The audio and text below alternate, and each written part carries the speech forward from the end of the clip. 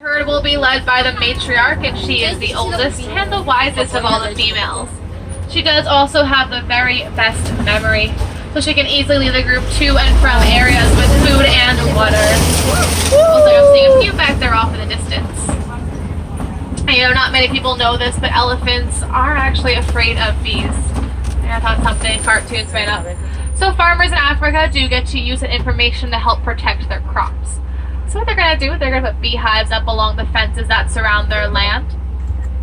And then, well, if an elephant comes wandering over looking for that free meal, they're hoping to hear the bees first and head running in the opposite direction. A little bit of a win-win for everybody, just because in that way the farmers do get to sell the honey that the bees make. It looks like a lot of them are trying to stay cool because it is hot out here today by hanging out in the shade, or they can go swimming. But you'll notice them flapping their ears. Those giant ears don't just give them good hearing, it gives them a little sensitive way to cool off. By flapping their ears like that, elephant can lower its body temperature by about 10 degrees. An elefante. Hay elephant. Elephants, mire. He said hi. Say hi. He said hi to me. Now up on this island here, these are the greater flamingo.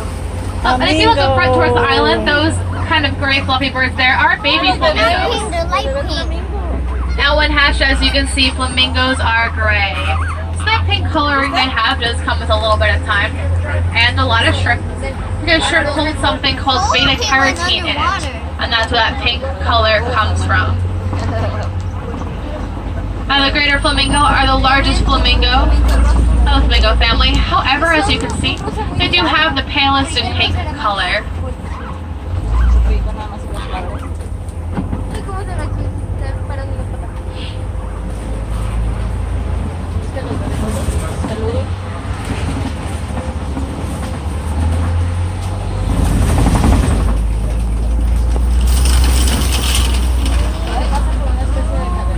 Oh, but it looks like over in the shade there, I'm seeing some white rhinos lying down. Now the white rhinos are going to be much larger than black rhinos, reaching about 5,000 pounds. We can still charge at that insane weight of, of 35 miles per hour. Parecían de yeso, pero es real. They get their name from the Afrikaan word "vite," which actually means white. Now, does not mean white; it means wide, because they are named for their very wide, rectangular-shaped mouths. Get a better look at them. But now, unfortunately, just like black rhinos, the white rhino is very highly poached for its horn. Some people do believe that a rhino horn has a medicinal value in it. It's actually made of something called keratin, though. That's the very same protein you can find in our fingernails and our hair. So if you're bitten your fingernails, I'm sure you've noticed there's no medicinal value in there whatsoever.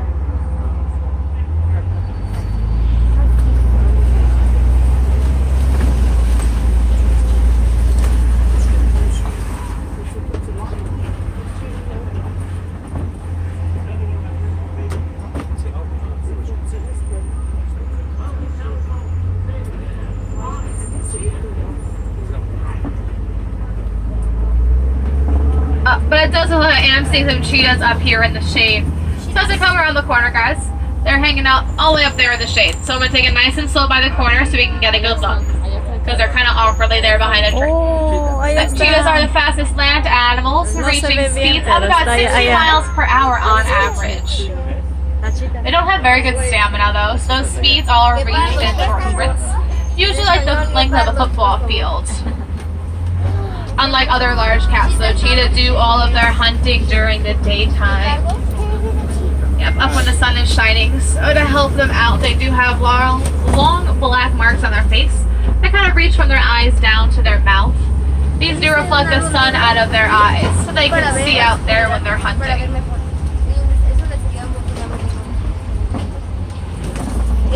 Ay, qué lindo, qué lindo. Oh, over here on the right, looks like I'm seeing an ostrich in this clearing. Oh, and some zebras. Luckily, it looks like that zebra is hanging out there by the wall. But we'll get a good look at this ostrich right here. Oh, ¿qué es eso? Now you can see their massive wings, but despite having those, ostriches are the fastest animals on two legs, reaching speeds of about 40 miles per hour and holding that speed for about 30 minutes, just because they have very good stamina. Those things aren't totally useless though. So while they're running, they do stick them out to kind of create wind barriers to make it a little bit easier for them to turn. Oh, well, there's another zebra over here to our left. Really hanging out right by the road here. Where? Now we can always tell that a zebra is black with white Oh, stripes yeah. and not white with black Sí. by looking at their snouts and hooves. You will see that those snouts do have a very dark black color. So that's how they're black with white. It's kind of cool though. Just like our fingerprints, no two zebra stripes will ever be the same. Each one will have their own unique pattern and markings to them. But those stripes aren't just for show. They do kind of stand as camouflage. So when a predator is out and hunting, they will actually, when looking at a group of zebras, only see one giant blob of stripes. Makes it really hard for them to pick out one single